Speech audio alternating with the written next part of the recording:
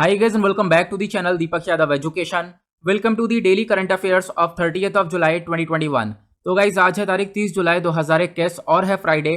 आज की तारीख से जितने भी मोस्ट इंपॉर्टेंट करंट अफेयर्स बनेंगे उन सभी करंट अफेयर्स को हम लोग डिटेल में डिस्कस करेंगे। नाउ बढ़ते हैं आगे और शुरुआत करेंगे एक मोटिवेशन के साथ। पर्सनली ये मुझे काफी अच्छा लगा है। यहाँ पर देखो क्या बोला गया है, बीते कल से सीखो, आज के लिए जियो और आने वाले कल से आशा रखो। जो भी आपने कल का दिन बिताया है उसके अंदर जो भी आपने मिस्टेक्स करी है उसको सीखो, उसको इम्प्रूव करो। आज के टाइम पर आपको प्रेजेंट में वर्क करना है। मॉर्निंग में उठो, अपना जितना भी काम करना है उसका गोल सेट करो, देन उसके बाद रात में सोने से पहले वो काम भी खत्म करना है। और आने वाले टाइम पे ऑब्वियसली बात है बहुत सारी होप्स आपके लिए जागती हुई नजर आएंगी। तो इस चीज के ऊपर डेफिनेटली वर्क करके जरूर देखना है, एक इंपॉर्टेंट चीज है ये। लेकिन गाइज आगे बढ़ने से पहले अगर आप लोगों को इस लेक्चर का पीडीएफ चाहिए तो नीचे डिस्क्रिप्शन बॉक्स में आप सभी लोगों को टेलीग्राम का लिंक दिया गया है, वहां से आप लोग इस लेक्चर के पीडीएफ को डाउनलोड कर सकते हो। और यह है मेरी Instagram ID Deepak Yadav education, यहां पर जाकर फॉलो कर सकते हो। अपनी जितनी भी क्वेरीज है मुझसे आप लोग यहां पर पूछ सकते हो। इसका लिंक आपको नीचे डिस्क्रिप्शन बॉक्स में भी मिल जाएगा। तो आगे बढ़ने से पहले एक बार देख लेते हैं कौन कौन सा आर्टिकल्स का डिस्कशन करना है हम लोग को आज के वीडियो में। आज हम लोग सबसे पहले आर्टिकल में चर्चा करेंगे बहुत ज़्यादा एक इंपॉर्टेंट इशू के बारे में। तो अभी यहाँ पर चाइना और पाकिस्तान ने बोला है ये लोग ज्वाइंट एक्शन बनाएंगे, कहाँ पर, अफगानिस्तान के अंदर। ये पूरा मुद्दा क्या है आज हम लोग समझने वाले हैं। बहुत सारी हिस्ट्री जो है यहाँ पे हम लोग समझने वाले हैं जो कि काफ़ी इंपॉर्टेंट हमारे एग्जाम के लिए। शुरू के जो आज के 5 आर्टिकल हैं ये हम लोग काफ़ी डिटेल में डिस्कस करेंगे। इनफैक्ट यहाँ से अगर कोई भी क्वेश्चन प्रीलिम्स और मेंस में आएगा तो सभी जगह पर आप लोग इजीली सॉल्व कर पाओगे, इतनी डिटेल इन्फॉर्मेशन यहाँ पर आपको देखने को मिलेगी। उसके बाद नीचे आपको 3 शॉर्ट आर्टिकल्स देखने को मिलेंगे। तो हम लोग दोनों ही तरीके के आर्टिकल्स का डिस्कशन डेली बेसिस पर करते हैं। उसके बाद हम लोग सेकंड आर्टिकल में बात करेंगे एक बहुत ही ज़्यादा इंपॉर्टेंट और चर्चा में रहने वाले इशू की, इमिग्रेशन बिल 2021। ये बिल क्या है, इसके अंदर क्या क्या फायदे दिए गए हैं माइग्रेंट वर्कर्स को, तो इसके बारे में चर्चा होगी। देन उसके बाद जनरल जस्टिस अमेंडमेंट बिल है 2021 का। तो बेसिकली ये जो बिल है इसके अंदर करा गया है बदलाव। अब क्या क्या बदलाव किया गया है, क्या प्रोटेक्शन मिलेगा, तो वो सब हम लोग डिस्कस करेंगे।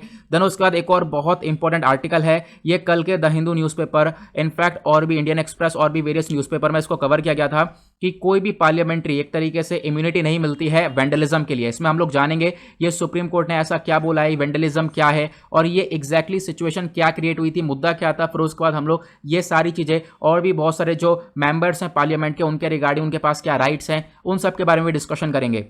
देन उसके बाद यहाँ पे उड़ीसा के अंदर ड्रिंक फ्रॉम टैप आ चुका है, मतलब कि यहाँ पर सिचुएशन काफ़ी अच्छी है वाटर को लेकर। हर एक घर में 24 घंटे यहाँ पर पानी मिलने वाला है, उसके बारे में यहाँ पे चर्चा हो रही है, डिस्कस करेंगे आगे। देन फॉस्फोरस रॉक के बारे में है चर्चा हुई है, बहुत इंपॉर्टेंट आर्टिकल होने वाला है, खासकर एग्रीकल्चर के पर्सपेक्टिव से यहाँ पर आपको बहुत सारी नई बातें भी जानने को मिलने वाली हैं। देन उसके बाद यहाँ पर 2 इंपॉर्टेंट पर्सनैलिटी हैं, काफ़ी ज़्यादा चर्चा में रह चुके हैं। एक यहाँ पर दिल्ली के पुलिस कमिश्नर बन चुके हैं और दूसरे यहाँ पर कर्नाटका के सीएम बन चुके हैं। तो इनके बारे में भी हम लोग थोड़ा थोड़ा एक बार नज़र मार लेंगे क्योंकि ये भी वनडे एग्जाम के पर्सपेक्टिव से इंपॉर्टेंट हो जाएगा।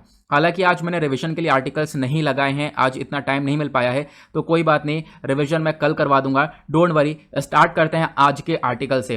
तो यह है हमारा आज का सबसे पहला आर्टिकल। चर्चा हो रही है जॉइंट एक्शंस इन अफगानिस्तान, और ये स्टेटमेंट दिया गया है चाइना और पाकिस्तान के थ्रू। मतलब क्या है, आज के टाइम पर आपको मालूम होगा अफगानिस्तान के अंदर क्या सिचुएशन क्रिएट हो रही है। अफगानिस्तान के अंदर आज के टाइम पर हुआ क्या है, यूएस ने अपने ट्रूप्स को विड्रॉ कर लिया है और आने वाले टाइम पर यूएस कंप्लीटली मतलब 100% अपने ट्रूप्स को विड्रॉ कर लेगा, अफगानिस्तान से निकाल लेगा।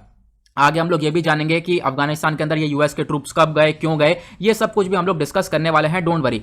अब यहाँ पर इसने ट्रूप्स को बाहर निकाला तो उसके बाद जो अफगानिस्तान के अंदर आज के टाइम पर आपको तालिबान देखने को मिलेगा। यहाँ पर बहुत सारी कंट्रीज इसको टेररिस्ट ऑर्गेनाइजेशन बोलती हैं। तो ये जो तालिबान है बेसिकली वो क्या कर रहा है अफगानिस्तान के अंदर, उसके ऊपर पूरा का पूरा कंट्रोल जमा रहा है। एक तरीके से काफी सारे एरियाज के ऊपर बोला यह जा रहा है कि 90% एरियाज को वो कैप्चर कर चुका है। अब यहाँ पर निशाना है काबुल के ऊपर, ठीक है, जो कि अफगानिस्तान की कैपिटल है। उसके ऊपर जैसे ही वो कैप्चरिंग करता है तो काफी सारी पावर्स तालिबान के पास आ जाएगी, इसको भी हम लोग डिस्कस करेंगे। तो इन्हीं सब चीजों को चलते हुए क्या हुआ है, यूएस ने अपने ट्रूप्स को विड्रॉ किया, तो उसके बाद चाइना और पाकिस्तान यहां पर मिलकर काम करेंगे कि अफगानिस्तान के अंदर शांति बनाई जा सके, जो तालिबान है वहां पर इसको शांत किया जा सके और वहां पर जो चीज आज के टाइम पर वॉर की सिचुएशन क्रिएट हो रही है उसको कम से कम किया जा सके। तो इसी के बारे में यह आर्टिकल है, तो यहां पर डिस्कस करते हैं ये चर्चा में क्यों है। तो रिसेंटली क्या हुआ है, चाइना और पाकिस्तान ने मिलकर दोनों ने डिसाइड किया कि हम लोग एक जॉइंट एक्शन क्रिएट करेंगे अफगानिस्तान के अंदर, ताकि आज के टाइम पर जो अफगानिस्तान के अंदर वॉर वाली सिचुएशन क्रिएट हो रही है उसको कम से कम किया जा सके। और ये चाइना और पाकिस्तान ने मिलकर कब डिसाइड किया है, जब यूएस जो है अफगानिस्तान से विड्रॉ कर रहा है। इसको हम लोगों ने अभी देख लिया है। एक बार हम लोग मैप में भी अफगानिस्तान को देख लेते हैं। तो यहाँ पे आपको मैप देखने को मिलेगा, यहाँ पर ये है अफगानिस्तान, यह आपको देखने को मिलेगा हमारा प्यारा महान भारत, ठीक है। उसके बाद यहाँ पर आप देख पाओगे, इधर आपको तजिकिस्तान देखने को मिलेगा, ऊपर नीचे पाकिस्तान, इधर ईरान हो गया, इधर तुर्कमेनिस्तान, ऊपर उज्बेकिस्तान हो गया, ठीक है।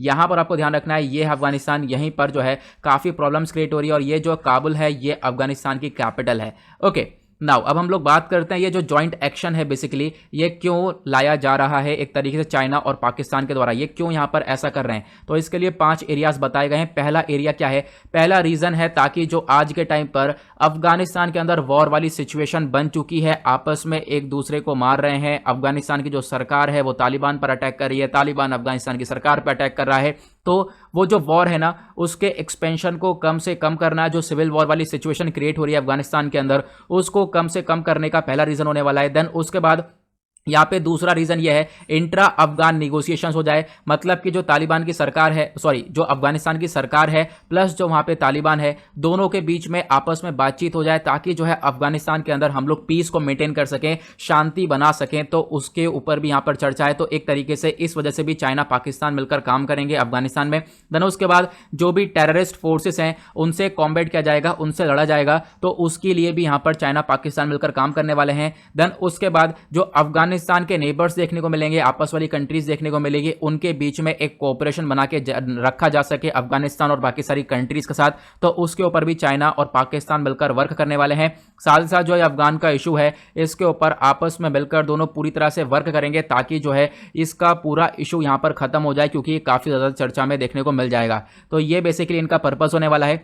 नाउ बात करते हैं ऐसी जरूरत क्यों पड़ गई, यानी कि जो चाइना और पाकिस्तान इनको क्या जरूरत पड़ गई है कि अफगानिस्तान के अंदर ये लोग पीस को मेंटेन करने जा रहे हैं, शांति बनाने जा रहे हैं। देखो पहली जरूरत यह है कि जो पाकिस्तान के अंदर टेररिज्म है ना वो भी बढ़ता हुआ नजर आएगा, जैसे जैसे तालिबान की पावर बढ़ती हुई नजर आएगी अफगानिस्तान में। ये कहोगे ऐसा क्यों, तो यहाँ पे आपको ये समझना है, मैंने जैसे बताया यहाँ पे ध्यान से सुनना, अफगानिस्तान के अंदर जो तालिबान है वो अलग है, ठीक है, ये अलग टेररिस्ट ऑर्गेनाइजेशन है, प्लस पाकिस्तान के अंदर एक और तालिबान आपको देखने को मिलेगा, इसको हम लोग टीटीपी बोलते हैं, मतलब कि तहरीक-ए-तालिबान पाकिस्तान। अब जो ये वाली ऑर्गेनाइजेशन है ये भी टेररिस्ट ऑर्गेनाइजेशन देखने को मिलेगी। हो क्या रहा है यहां पर, जिस प्रकार से सिनेरियो क्रिएट हो रहा है, मतलब जिस प्रकार से अफगानिस्तान के अंदर तालिबान ने कब्जा करना शुरू कर दिया, इनफैक्ट 90% से ज्यादा एरियाज के ऊपर कब्जा कर चुके हैं, बहुत सारी रिपोर्ट्स बताती हैं। तो बोला यह जा रहा है कि जो तहरीक-ए-तालिबान है ये भी पाकिस्तान के अंदर चाहता है कि हमारा भी ऐसा ही कब्जा हो जैसा यहाँ पे अफगानिस्तान के अंदर तालिबान ने किया है। तो यहाँ पर ये लोग भी कहीं ना कहीं कोशिश ये करेंगे कि अफगानिस्तान के अंदर जो भी फोर्सेस हैं उनको जो भी यहाँ पर गवर्नमेंट है उनको हटाया जाए, और जाकर ये जो तालिबान है इनका कंट्रोल यहाँ पर देखने को मिल जाए। कौन सा तालिबान, तहरीक-ए-तालिबान जो पाकिस्तान वाला है। ओके, तो होगा क्या, जिस प्रकार से अफगानिस्तान के अंदर तालिबान बढ़ेगा तो उस प्रकार से पाकिस्तान के अंदर भी टेररिज्म बढ़ता हुआ नजर आएगा। तो पहली चीज तो ये हो गई, इसको खत्म करने के लिए यहां पर पाकिस्तान उतरा है इस चीज के अंदर। देन उसके बाद चाइना के उतरा है, क्योंकि चाइना के अंदर भी दिक्कतें क्रिएट होती हुई नजर आएंगी, वो है उइगुर मिलिटेंट्स की। उइगुर मिलिटेंट्स भी काफी हद तक बढ़ते हुए नजर आएंगे, जिस प्रकार से अफगानिस्तान के अंदर क्या होगा, तालिबान की कैप्चरिंग बढ़ेगी तो क्या होगा, उइगुर मुस्लिम्स भी यहाँ पर जो मिलिटेंट्स है बेसिकली वो थोड़े से बढ़ते हुए नजर आएंगे। इससे क्या होगा, बीजिंग यानी चाइना को खतरा पहुंचेगा। तो चाइना और पाकिस्तान दोनों मिलकर यहां पर इस खेल में उतर चुके हैं और जो है अफगानिस्तान के अंदर पीस को मेंटेन करने का काम कर रहे हैं। देन उसके बाद इन कंट्रीज का अपना इकोनॉमिक इंटरेस्ट भी है, ऑब्वियस ही बात है, मतलब इनके बहुत सारे प्रोजेक्ट्स हैं, पैसा लगा रखा है, तो उस वजह से भी कंट्रीज जो है यहां पर पीस को मेंटेन करने में वर्क करती हुई नजर आएंगी। अगर हम बात करें आज के टाइम पर जो अफगानिस्तान के अंदर जो भी सिचुएशन है ये और बेकार हो जाती है आने वाले टाइम पे, तो उससे क्या होगा, जो पाकिस्तान है एज वेल एज जो चाइना पाकिस्तान इकोनॉमिक कॉरिडोर है जिसको हम लोग CPEC बोलते हैं, ये काफ़ी ज़्यादा खतरे में आता हुआ नजर आएगा हम लोगों को। और भी बहुत सारे चाइनीज़ प्रोजेक्ट्स हैं अफगानिस्तान के अंदर, ठीक है, और एक तरीके से वो सब डेंजर के अंदर देखने को मिल जाएंगे, वो सब खतरे में पड़ जाएंगे। इस वजह से जो है चाइना यहाँ पर हेल्प करता हुआ नजर आएगा। प्लस उसके बाद अगर हम बात करें यहाँ पर इंडिया का भी एक बहुत बड़ा इंटरेस्ट देखने को मिलेगा, क्योंकि इंडिया का भी जो है यहाँ पर बिलियंस ऑफ रुपीस का जो है इन्वेस्टमेंट है, ठीक है। इंडिया भी कहीं ना कहीं यहाँ पर प्रोटेक्शन चाहेगा, प्लस यहाँ पर शांति को मेंटेन करने की पूरी तरह से कोशिश करेगा। इसके बारे में भी आगे चर्चा होती हुई नजर आएगी। ओके, अब हम लोग थोड़ा सा बैकग्राउंड कवर करते हैं। ये सारा चीज़ें कैसे क्रिएट हो रही हैं, अफगानिस्तान के अंदर ये दिक्कतें कब से चल रही हैं, ये शुरू कैसे हुई, इन सबको हम लोग डिस्कस करेंगे। यूएस के जो ट्रूप्स है वो अफगानिस्तान के अंदर कैसे घुस गए, अब यहाँ पर विड्रॉ कर रहे हैं, वो क्यों कर रहे हैं। तो एक ही चीज़ यहाँ पर क्लियर होने वाली है, क्योंकि मैं काफ़ी बार इसके बारे में ऑलरेडी समझा चुका हूँ, चाहे वो द हिंदू न्यूज़पेपर एनालिसिस हो उसके अंदर भी। लेकिन होता क्या है, बहुत सारे स्टूडेंट्स तब भी यहाँ पर उनको बहुत सारे नए नए लोग होते हैं, उनको यहाँ पर नहीं यहाँ पर आप कह सकते हो उनको पता है इस चीज़ के बारे में, तो मैं आपको इसमें भी यहाँ पर क्लियर कर देता हूँ। देखो ये जो पूरा का पूरा सिचुएशन है यहाँ पर, इस हम लोग डिस्कस करेंगे 9/11 अटैक के बारे में। ये एग्जैक्टली 9/11 अटैक था क्या। तो अफगानिस्तान के अंदर बैकग्राउंड की सिचुएशन डिस्कस करते हैं। तो ये तारीख है 11 सितंबर 2001 की, यहाँ से शुरुआत होती है चीज़ें। 11 सितंबर 2001 में एक टेररिस्ट अटैक होता है, कहां पर, अमेरिका के अंदर। वो टेररिस्ट अटैक कुछ इस प्रकार से होता है, बिल्डिंग के अंदर से क्या होता है, प्लेन जो है यहां से घुसता है और आर पार निकल जाता है। ठीक है, तो ये इस प्रकार का टेररिस्ट अटैक देखने को मिलता है। इस पूरे अटैक में लगभग 3000 लोगों की, 3000 अमरीकियों की जान जाती है। अब जब हम यहाँ पर, वहाँ के उस समय प्रेसिडेंट थे जॉर्ज बुश, तो इन्होंने यहाँ पर ये कहा कि चलो इन्वेस्टिगेशन बैठाओ, पता लगाओ ये अटैक किसने किया है। तो पता ये चलता है कि ओसामा बिन लादेन यानी कि ये, ठीक है, इसका यहाँ पर क्या है हाथ है, इसका ये पता चला कि ओसामा बिन लादेन ने जो है अपना टेरर ग्रुप है जिसका अल-कायदा है, इन्हीं का ये पूरा का पूरा काम है और यही लोग रिस्पॉन्सिबल हैं, इन्हीं की वजह से यहाँ पर अमेरिका के अंदर ये अटैक हुआ है। अब क्वेश्चन ये है, ये ओसामा बिन लादेन कहाँ पे मिलेगा। तो ओसामा बिन लादेन मिलता है अफगानिस्तान के अंदर। अफगानिस्तान के अंदर उस समय साल 2001 की बात है, तो उस समय तालिबान का कंट्रोल देखने को मिल रहा था। जैसे मैंने बताया, तालिबान एक टेररिस्ट ऑर्गेनाइजेशन है, तो वो उस तरीके पूरा का पूरा कंट्रोल करती थी। तो ये Osama bin Laden plus al Qaeda ये सब तालिबान के अंडर में ही आते थे। अब यहाँ पर जैसे यूएस को पता चला कि हाँ भाई इसके पीछे ओसामा बिन लादेन का हाथ है, अल-कायदा का हाथ है, तो यूएस ने बोला तालिबान से कि देखो क्या करो, ओसामा बिन लादेन को तो अमेरिका को सौंप दो और प्लस जो है अफगानिस्तान के अंदर से जो भी यहाँ पर टेररिज्म है उसको पूरी तरह से खत्म कर दो। लेकिन क्या करा, जो तालिबान है उसने इसके बारे में कुछ सुना ही नहीं। और उसके बाद क्या हुआ, जब सुना नहीं तो फिर दूसरे अटैक होने लगे। यूएस जो है यूएस ने अपने ट्रूप्स, अपनी जो फोर्सेस है वो वहां पर भेज दी अफगानिस्तान के अंदर। साथ ही साथ जो नाटो है, नॉर्थ अटलांटिक ट्रीटी ऑर्गेनाइजेशन, इनके ट्रूप्स ने भी एक तरीके से वॉर डिक्लेयर कर दिया अफगानिस्तान के ऊपर, क्योंकि ये जो है टेररिज्म वगैरह को बढ़ावा मिल रहा था यहाँ से, तो इसको खत्म करने के लिए एक वॉर डिक्लेयर हो चुकी थी। अब यहाँ पर यूएस के जो भी ट्रूप्स वगैरह है वो सब यहाँ पर अफगानिस्तान के अंदर आए थे। तो आपको ध्यान देना है 2001 के अंदर ही ये यूएस के ट्रूप्स आए थे अफगानिस्तान में। अब यहाँ से जो है बाहर जाने में दिक्कत है। अब यहाँ से बाहर इस साल यहाँ पे 2021 के अंदर ये लोग बाहर निकाल रहे हैं, यूएस जो है बाहर निकाला है। तो आपको ये गैप समझ में आ गया होगा 2001 के अंदर क्यों एंटर करे थे। अब जब एंटर कर गए तो आप कहोगे उस समय बाहर जाना चाहिए था, तो बाहर तो निकल जाते, लेकिन क्या हुआ वहाँ पे सिचुएशन ऐसी मेंटेन ही नहीं हुई। ठीक है, तालिबान हो गया और उसके बाद तालिबान और अफगानिस्तान के बीच में क्राइसिस चलते रहे। हालांकि यहाँ पर यूएस ने क्या करा, तालिबान का जो भी रूल था उसको खत्म करा, वहाँ पे सरकार को बनाया, अफगानिस्तान सरकार को बनाया। तो उसके बाद यहाँ पर आप कह सकते हो तालिबान का कंट्रोल कम हुआ था। लेकिन अब क्या है, यूएस वहाँ से विड्रॉ करता हुआ नजर आएगा। अब विड्रॉ कर रहा है तो उसके बाद वापस से तालिबान जो है अपनी पावर में आता हुआ नजर आएगा और वही सारी सिचुएशन आज के टाइम पर क्रिएट हो रही है। आई होप इसके बारे में आपको समझ में आ गया होगा। देन यहाँ पे बात करते हैं इंडिया का इंटरेस्ट क्या है अफगानिस्तान के अंदर। तो देखो इंडिया का जो है बिलियंस ऑफ रुपीस का इन्वेस्टमेंट है, जैसे मैंने आपको बताया बहुत सारा पैसा यहाँ पे इन्वेस्ट कर रखा है अफगानिस्तान के अंदर। बहुत सारे प्रोजेक्ट्स हैं, रेलवे लाइन है और भी वेरियस चीज़ें हैं। देन उसके बाद यहाँ पर इंडिया ये भी चाहता है कि फ्यूचर में तालिबान का कंट्रोल ना आए पूरी तरह से। और यहाँ पर क्या होगा, क्योंकि तालिबान का कंट्रोल आएगा, पाकिस्तान के अंदर टेररिज्म बढ़ेगा। फिर पाकिस्तान के अंदर टेररिज्म बढ़ेगा, कहीं ना कहीं हमारे यहाँ भी खतरा देखने को मिल जाएगा। जो पाकिस्तान टेरर बेस है, एक तरीके से बोला यह क्या है, जो पाकिस्तान के bagged anti Indian terrorist groups हैं, इनको तालिबान से सपोर्ट ना मिले, ऐसा भी यहाँ पर भारत चाहता है, क्योंकि ये कहीं ना कहीं फिर दिक्कत क्रिएट करते हुए नजर आएंगे इंडिया के लिए। आई होप आपको ये आर्टिकल अच्छे से क्लियर हो गया होगा। देन उसके बाद बात करते हैं नेक्स्ट आर्टिकल की तरफ। ये इंपॉर्टेंट है, इमिग्रेशन बिल 2021 के बारे में चर्चा हो रही है। न्यूज़ में क्यों है, क्योंकि अभी हाल ही में क्या हुआ है, जो हमारे मिनिस्ट्री ऑफ एक्सटर्नल अफेयर हैं, इन्होंने यहाँ पर राय मांगी इमिग्रेशन बिल 2021 के ऊपर। देखो यहाँ पे आपको ध्यान रखना है, इमिग्रेशन बिल मतलब क्या है कि यहाँ पर होता क्या है, आज के टाइम पर इंडियंस, बहुत सारे इंडियंस है वो क्या करते हैं, विदेश में जाते हैं, कहाँ पर, एब्रॉड जाते हैं। खासकर यहाँ पे गल्फ कंट्री की चर्चा हुई है, मतलब दुबई को ले लेते हैं हम लोग, सबसे ज़्यादा यहाँ पर दुबई, यूएई, यहाँ पर सभी जगह पर जा रहे हैं। तो जो गल्फ कंट्री के अंदर क्या करने जा रहे हैं, काम करने जा रहे हैं। ठीक है, अब जब काम करने जा रहे हैं तो इनके जो बहुत सारे राइट्स हैं उनका एक्सप्लॉइटेशन हो रहा है, इनको अच्छे से ट्रीटमेंट नहीं मिल रहा है, इल ट्रीट किया जा रहा है, विमेन से उनके साथ बहुत बुरा बर्ताव हो रहा है। तो ये सारी चीज़ें देखने को मिल रही हैं इन पूरे जो भी यहाँ पर इंडियंस माइग्रेंट्स हैं, एमिग्रेंट हैं, इनके प्रति। तो क्या है, यहाँ पर इन्हीं लोगों को एक तरीके से प्रोटेक्शन दी गई है इस बिल के रिगार्डिंग, कि इन लोगों को कहीं ना कहीं प्रोटेक्शन मिलेगी, इनके लिए हम लोग काम करते हुए नजर आएंगे। बहुत सारे इशूज और भी हैं जो कि हम लोग आगे बढ़ते बढ़ते डिस्कस करेंगे। सबसे पहले ये जो अभी नया वाला बिल है इमिग्रेशन बिल 2021।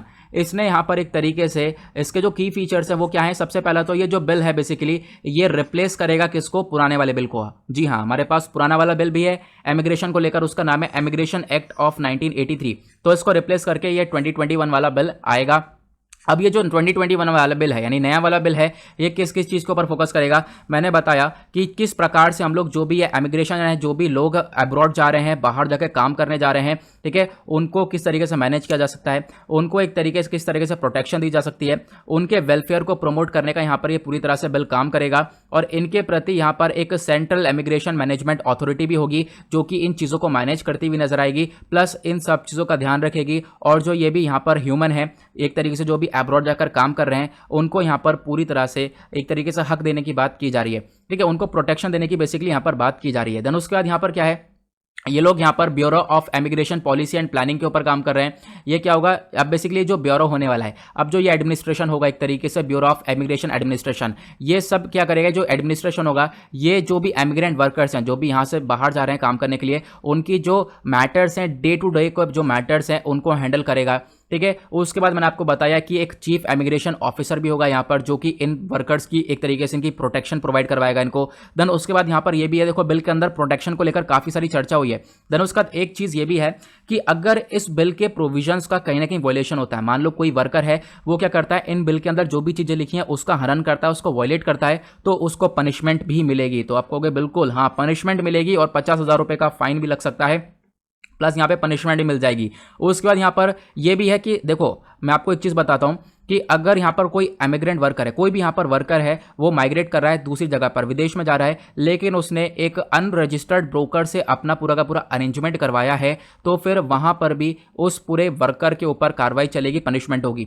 अब आपको ध्यान रखना है ब्रोकर कहाँ से आ गया, बिल्कुल ब्रोकर ही तो होता है। यहाँ पर इस चीज़ को समझो, ठीक है। यहाँ पर मैं आपको एक चीज़ समझाता हूँ। मान लो किसी व्यक्ति को दुबई जाना है, ठीक है, यहाँ पर इंडिया से क्या करना है, दुबई जाना है, ठीक है। अब यहाँ पर इंडिया के अंदर वो है माइग्रेंट वर्कर, हम लोग सोच रहे हैं ये अब दुबई जाएगा, तो इसके लिए क्या करना होगा, इसको पहले यहाँ पर एक बीच में एजेंट से मिलना होगा, एक ब्रोकर से मिलना होगा, और वो एक एजेंट होता है, वो रजिस्टर्ड होते हैं, ठीक है। अब इनका जो एजेंट होता है, इनका कॉन्टैक्ट जो होता है वो दुबई की कंपनी से कॉन्टैक्ट होता है। क्या होता है, ये लोग भी जो दुबई वाले हैं, ये लोग पैसा देते हैं इन कंपनीज़ को कि हम लोगों को एम्प्लॉइज़ की ज़रूरत है, आप एम्प्लॉइज़ को भेजो।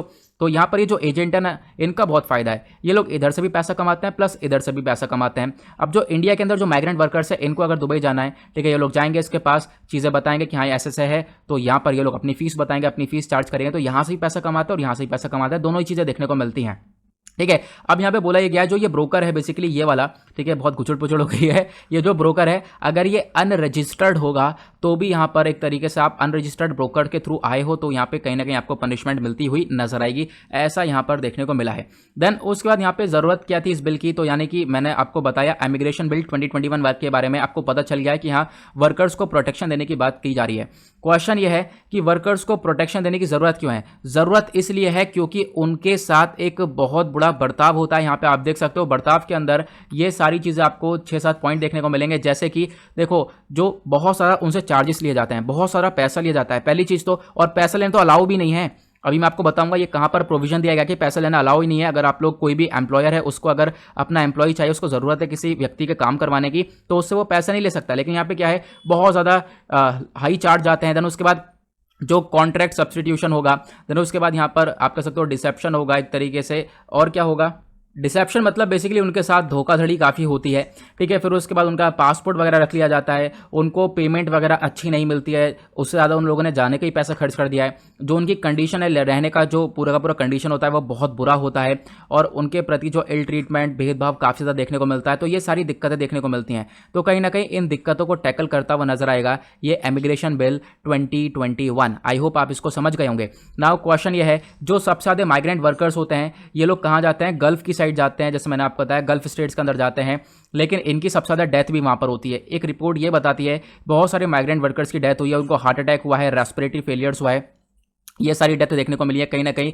ये तो इशू तो अनएक्सप्लेन्ड है, पता नहीं इसके बारे में, लेकिन फिर भी इनके ऊपर वर्क फोर्स ज़्यादा पड़ गया, लोड ज़्यादा पड़ गया, और फिलहाल इल ट्रीट की वजह से यहाँ पर इनकी डेथ होती हुई नजर आएगी। अब बात करते हैं ये जो बिल है 2021 वाला, इसके रिगार्डिंग क्या क्या इशूज़ है, मतलब दिक्कतें क्या क्या हैं। तो पहला यहाँ पर दिक्कत ये देखने को मिलेगा, इन्होंने जो है ह्यूमन राइट्स को लेकर फ्रेमवर्क नहीं बनाए। ठीक है। ह्यूमन राइट्स को एक तरीके से प्रोटेक्शन नहीं दे रहे हैं, हालांकि चलो माइग्रेंट वर्कर्स की प्रोटेक्शन कहीं ना कहीं प्रोवाइड करवा रहे हैं, लेकिन फिर भी यहाँ पर जो इनके हक हैं, बेसिकली 2-4 जो मेन हक हैं उनको यहाँ पे प्रोटेक्शन देनी चाहिए थी, वो यहाँ पर इस बिल के अंदर नहीं देखने को मिलेगा।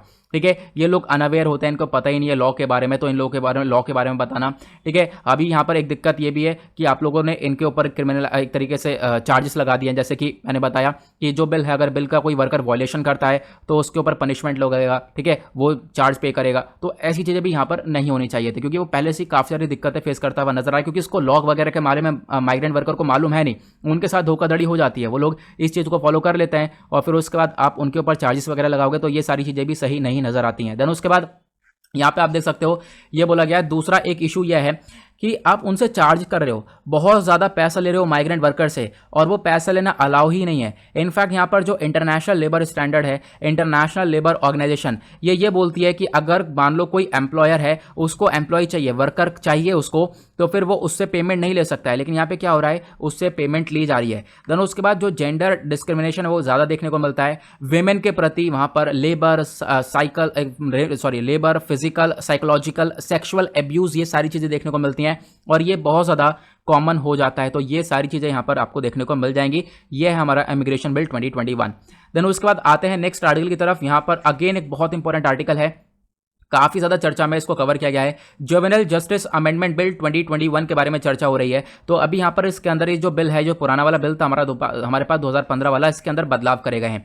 चर्चा में क्यों है? क्योंकि juvenile justice care and protection of children amendment bill 2021 इसको पास किया गया है राज्यसभा के अंदर। एक तरीके से अब एक यहाँ पे बदलाव किया गया है, संशोधन किया गया है, चेंजेस हुए होंगे। तो इससे पहले यहाँ पर चेंजेस तो तभी होंगे जब हमारे पास पहले से कोई बिल होगा, बिल्कुल। तो यहाँ पे जो है जुवेनाइल जस्टिस एक्ट 2015 हमारे पास पहले से ही है, इसी के अंदर कुछ बदलाव किए गए हैं। वो बदलाव क्या है हम लोग इसको आगे डिस्कस करेंगे। सबसे पहले तो आपको बैकग्राउंड देखना है, हम लोग इस प्रकार का एक्ट लाए क्यों थे। इस प्रकार का एक्ट इसलिए लाया गया था क्योंकि जो बच्चे हैं उनको प्रोटेक्शन नहीं मिल पा रही थी अच्छे से, बच्चों को प्रायोरिटी पे नहीं रखा जा रहा था। जो भी यहाँ पर चाइल्ड केयर इंस्टीट्यूशंस थे वो सही से वर्क नहीं कर रहे थे, वो रजिस्टर्ड नहीं थे, फेक तरीके से काम चल रहा था।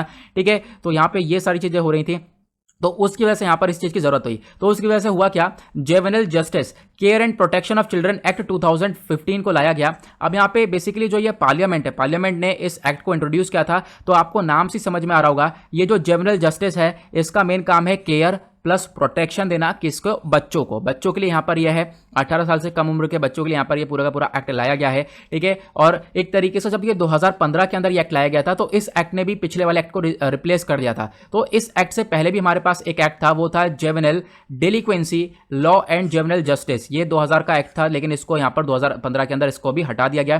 देन उसके बाद ये एक्ट बेसिकली कौन से बच्चों के लिए, 16 से 18 साल के एज ग्रुप के ऊपर सबसे ज्यादा यहाँ पर ये फोकस करता हुआ नजर आता है।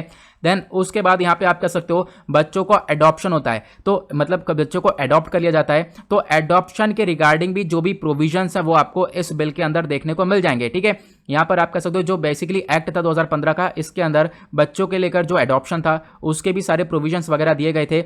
मतलब इलीगल तरीके से अडॉप्शन नहीं हो सकता है। अगर अडॉप्शन करना है तो आपको यहाँ पर काफ़ी सारे प्रोसेस होता है, उन सारे प्रोसेस को फॉलो करते हुए यहाँ पे बच्चों को अडॉप्ट कर सकते हो। ठीक है, तो ये सारी चीज़ें यहाँ पर देखने को मिली थी। तो आई होप आपको इसको समझ गए होंगे। बहुत छोटे सा आर्टिकल था, इसमें ज़्यादा कुछ भी नहीं है। ठीक है, नाउ मुझे लगता है ना कि इसकी एक स्लाइड डिलीट हो गई है, इसके आगे एक और स्लाइड लगा रखी थी मैंने, हो सकता है एडिटिंग के बाद यहाँ पर डिलीट हो गई हो।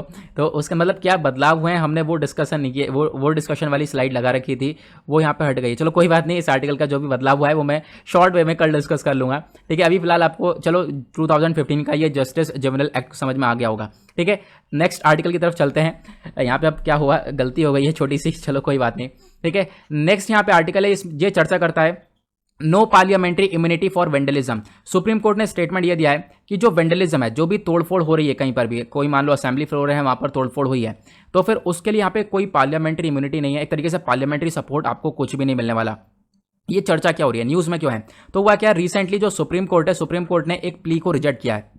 केरला की सरकार ने यहाँ पे पिटीशन डाला सुप्रीम कोर्ट के अंदर, उनसे प्ली करा कि जो केरला के बहुत सारे एमएलएज हैं, इनके प्रति बहुत सारे क्रिमिनल केस लगे हुए हैं, उनको विड्रॉ करने के लिए यहाँ पे सुप्रीम कोर्ट के अंदर पिटीशन डाला। सुप्रीम कोर्ट ने सीधा सीधा मना कर दिया। अब यहाँ पर ये पूछना है, ये केस क्या था? केस ये था कि जो भी ये एमएलए थे, इन्होंने क्या करा, पब्लिक प्रॉपर्टी को डिस्ट्रॉय किया। साथ ही साथ यहाँ पर 2015 की बात है, ये जो स्टेट असेंबली फ्लोर है, सॉरी, जो स्टेट असेंबली फ्लोर है 2015 के अंदर क्या हुआ, उस समय क्या हुआ, जो एक तरीके से आप कह सकते हो पब्लिक प्रॉपर्टी को डिस्ट्रॉय कराया, साथ ही साथ जो बजट स्पीच है उसके अंदर काफ़ी ज़्यादा डिसरप्शन क्रिएट किया, वहाँ पे काफ़ी सारी चीज़ों को रोकने की कोशिश करी इन लोगों ने। तो उसी की वजह से यहाँ पर इनके खिलाफ काफ़ी सारे केसेस लगे हुए थे। अब यहाँ पर जो केरला की सरकार है वो चाहती है इनके ऊपर से केसेस हट जाएं, इसी वजह से उन्होंने पिटीशन डाला सुप्रीम कोर्ट ने फेंक के मारा है कि भैया यहाँ पर कोई भी माफ़ी नहीं है इसके लिए। ठीक है, अब यहाँ पे जो भी पिटीशनर है उन्होंने क्या क्या आर्गूमेंट्स दिए हैं उसके बारे में बात करते हैं। सबसे पहली बात, केरला गवर्नमेंट का कहना यह है, वो क्लेम करती है कि पार्लियामेंट्री प्रिविलेज मिलेगा। देखो, जो पार्लियामेंट्री के अंदर जो भी मेंबर ऑफ पार्लियामेंट है उनको बहुत सारे फायदे मिलते हैं, तो उसी को लेकर यहाँ पे केरला सरकार ने बोला कि उनके पास ये सारे प्रिविलेजेस हैं, तो आप यहाँ पर छूट दे सकते हो, ये एक तरीके से यहाँ पर ये केसेस को रिफ्यूज कर सकते हो।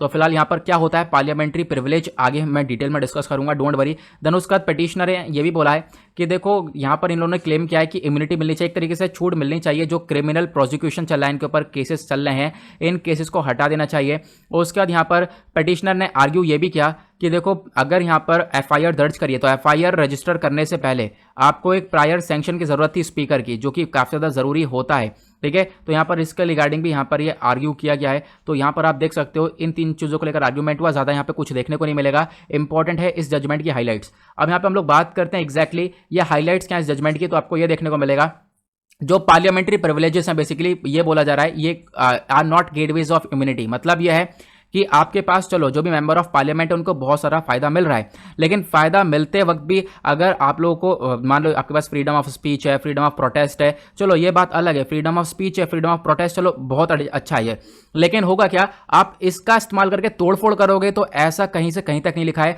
तो वो तोड़फोड़ को कहीं तक एक्सेप्ट नहीं किया जाएगा। जो वेंडलिज्म है is not essential legislative action, यहां पर वेंडलिज्म कहीं से कहीं तक पार्ट नहीं है, और वेंडलिज्म अगर होगा तो इसके रिगार्डिंग स्टेप्स भी उठाए जाएंगे जिस प्रकार के उठाए जा रहे हैं। ठीक है, वेंडलिज्म और राइट टू प्रोटेस्ट को आप इक्वल बिल्कुल भी नहीं मान सकते हो। आपके पास राइट टू प्रोटेस्ट है, बिल्कुल करो प्रोटेस्ट, लेकिन पीसफुल प्रोटेस्ट कर सकते हो। तोड़फोड़ करोगे तो यहां पर आपके एक एक्ट भी देखने को मिलेगा हमारे पास, वो है prevention of damage to public property act 1984। तो ये सबकी सिटीजंस के ऊपर अप्लाई होता है। तो कोई भी अगर पब्लिक प्रॉपर्टी के ऊपर डैमेज करेगा, पब्लिक प्रॉपर्टी के अंदर तोड़फोड़ करेगा, तो उसके खिलाफ यहां पर इस एक्ट का इस्तेमाल करके कार्रवाई चालू कर दी जाएगी।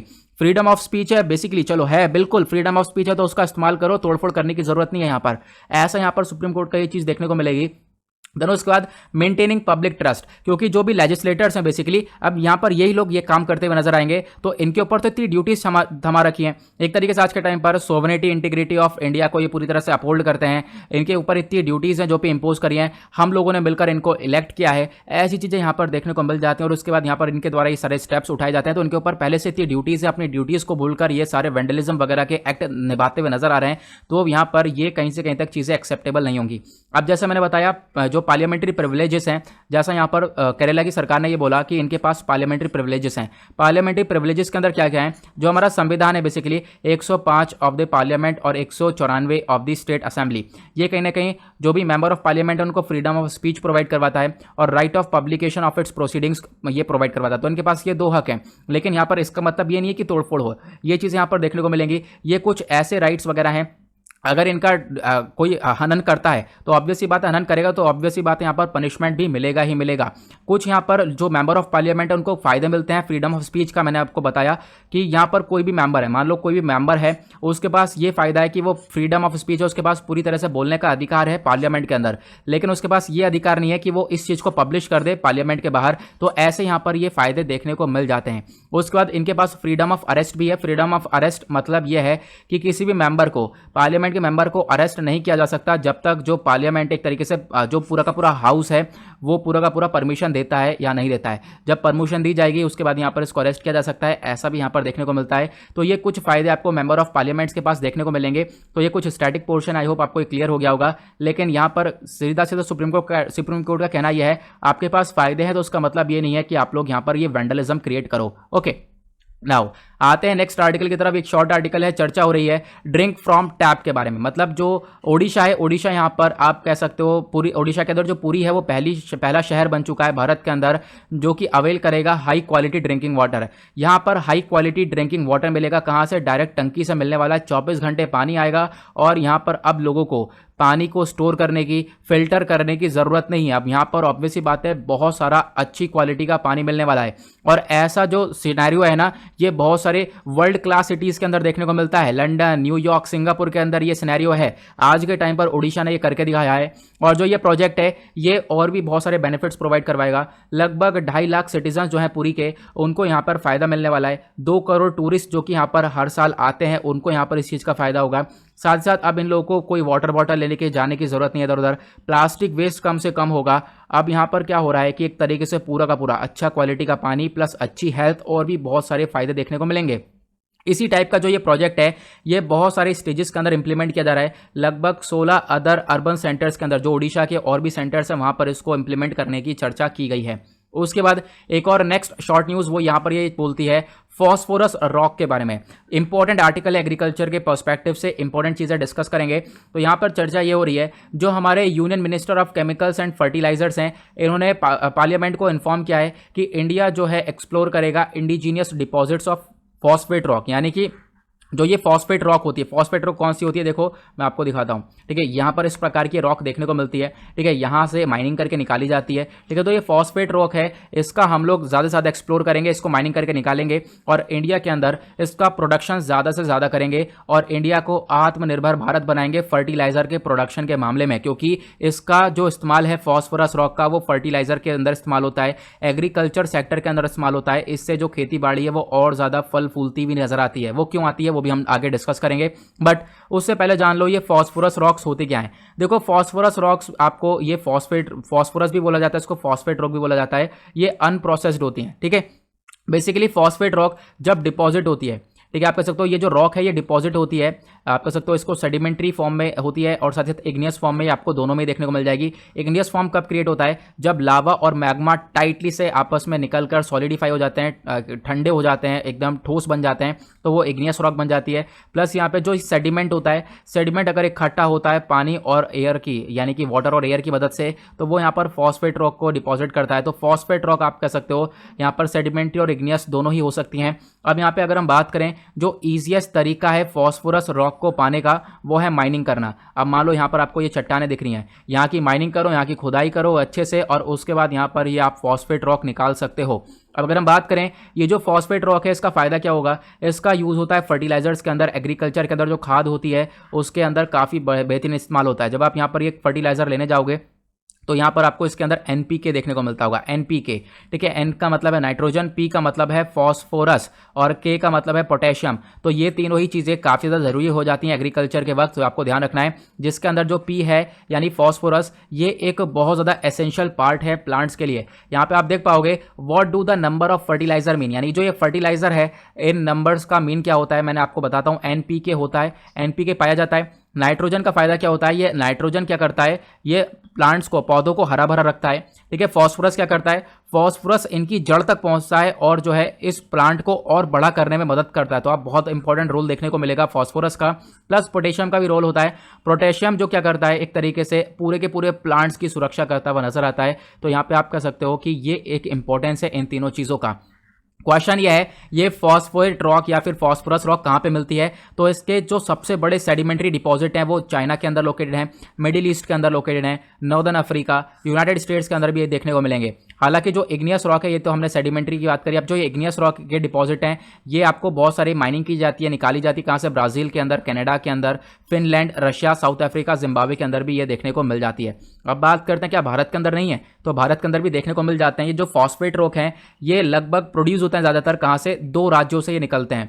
2 राज्य कौन कौन से, राजस्थान और मध्य प्रदेश से सबसे ज़्यादा प्रोड्यूस किए जाते हैं। तो आपको ध्यान रखना है, आज के टाइम पर लगभग 30 लाख जो मैट्रिक टन है फॉस्फोराइट डिपॉजिट का, वो हमारे कंट्री के अंदर देखने को मिलेगा। और सरकार का यहाँ पर ये काम है कि हम लोग इसके प्रोडक्शन को ज़्यादा से ज़्यादा बढ़ा सकें। और आज के टाइम पर जो ये फॉस्फोरस का जो डिपॉजिट है, ये आपको अवेलेबल देखने को मिलेगा। कहाँ कहाँ पर है, राजस्थान के अंदर है, central part of peninsular India के अंदर है, हीरापुर के अंदर है, ललितपुर के अंदर, मसूरी, ठीक है, कडपा। तो यहाँ सभी जगह पर आप लोगों को ये फॉस्फोरस देखने को मिल जाएगा। तो ये सारे इंडिया के पार्ट्स जहाँ पर ये देखने को मिलता है। तो उसके बाद एक और शॉर्ट न्यूज़ है, ऊपर से इसको पढ़ेंगे, वनडे एग्जाम के पॉइंट ऑफ व्यू से इंपॉर्टेंट हो सकती है। राकेश अस्थाना, अब यहाँ पर क्या है कि नए दिल्ली पुलिस कमिश्नर आ चुके हैं। दिल्ली पुलिस कमिश्नर को अपॉइंट कर लिया गया है, नाम है राकेश अस्थाना। 1984 के बैच के ये आईपीएस ऑफिसर आपको देखने को मिलेंगे। ऐसा बहुत कम ही होता है कि यहाँ पर आईपीएस ऑफिसर हैं फिर उसके बाद यहाँ पर उनको अपॉइंट किया गया है दिल्ली पुलिस ऑफिसर की, दिल्ली पुलिस की चीफ की तरह पर। और इनके बारे में अगर हम बात करें तो ये पहले इनको बहुत ज़्यादा एक्सपीरियंस है हर चीज़ के अंदर। जो अस्थाना जी हैं ये पहले special director of the CBI भी सर्व कर चुके हैं, मतलब सीबीआई के स्पेशल डायरेक्टर की तरह यहाँ पे सर्व कर चुके हैं। उसके बाद साथ ही साथ नारकोटिक्स कंट्रोल ब्यूरो के चीफ रह चुके हैं। जब रेहा चक्रवर्ती का केस चल रहा था, ड्रग केस के मामले में अरेस्ट किया गया था, तब के यहाँ पर ये चीफ भी थे। उसके बाद नेक्स्ट छोटा सा आर्टिकल है, यहाँ पर चर्चा ये हो रही है जो कर्नाटका है, कर्नाटका के अंदर नए चीफ मिनिस्टर आ चुके हैं। ठीक है, पहले वाले चीफ मिनिस्टर ने रेजिग्नेशन दे दिया है, तो नए चीफ मिनिस्टर का नाम है बसवराज बोमई। ठीक है, अब यहाँ पर जो ये बोमई साहब हैं इनको अपॉइंट किया गया है as a 23rd chief minister of Karnataka. Now यहाँ पर ये जो बोमई साहब हैं इनका जन्म हुआ था 1960 में। ये एक इंडियन पॉलिटिशियन देखने को मिलेंगे, प्लस मैकेनिकल भी हैं। ये बीजेपी पार्टी के मेंबर हैं। साथ ही साथ ये कौन सी कम्युनिटी से बिलोंग करते हैं, तो वह है लिंगायत कम्युनिटी। उसके बाद ये जो बोमई है, बोमई का नाम आपने सुना होगा, एक एसआर बोमई का केस हुआ था, बिल्कुल। ये जो बोमई साहब हैं ये बेटे हैं किसके, former chief minister of Karnataka के, यानी इनसे पहले जो चीफ मिनिस्टर एक तरीके से चीफ मिनिस्टर हुआ करते थे कर्नाटका के, एसआर बोमई साहब, उनके बेटे हैं।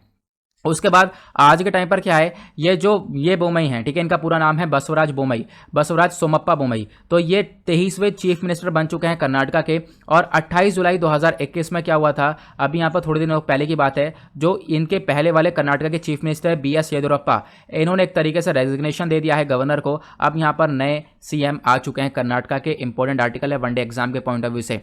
नाउ इसी के साथ करते हैं लेक्चर को समाप्त। आई होप आप लोगों को सभी आर्टिकल्स अच्छे से क्लियर हो गए होंगे। मिलते हैं आप लोगों से नेक्स्ट वीडियो में। आज के लिए bye bye, have a nice day, thank you and जय हिंद।